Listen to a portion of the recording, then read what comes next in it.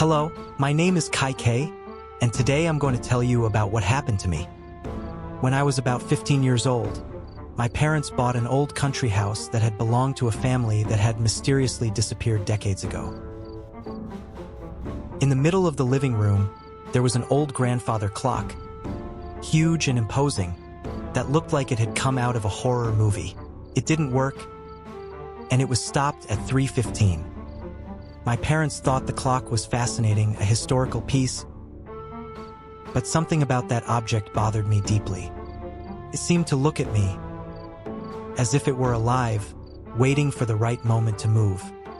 During the first night in the house, while everyone was asleep, I heard a strange noise coming from the living room. It was the clock's hands, which suddenly began to move slowly, making an ominous ticking that echoed throughout the house. I went to the living room, and as soon as I entered, the hands stopped exactly at 3:15 again. The air was freezing, and I felt a presence, as if someone were watching me. Suddenly, the pendulum began to swing on its own, faster and faster, and the hands began to spin wildly, as if time were out of control. In the reflection of the clock glass, I saw a shadowy figure, with sunken eyes and an expression of pure evil, approaching me.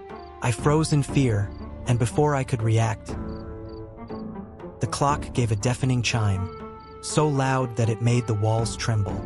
The figure stepped out of the reflection and materialized behind me, its icy breath on my neck.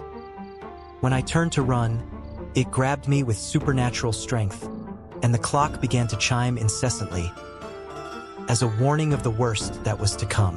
In a last desperate impulse, I managed to free myself and ran out of the house, but not before hearing a chilling whisper. Time is on her side. I never went back to that house again, and later discovered that the cursed clock had caused the disappearance of everyone who tried to touch it. However, one day I had to go back there, and even though I was afraid, I looked at the clock.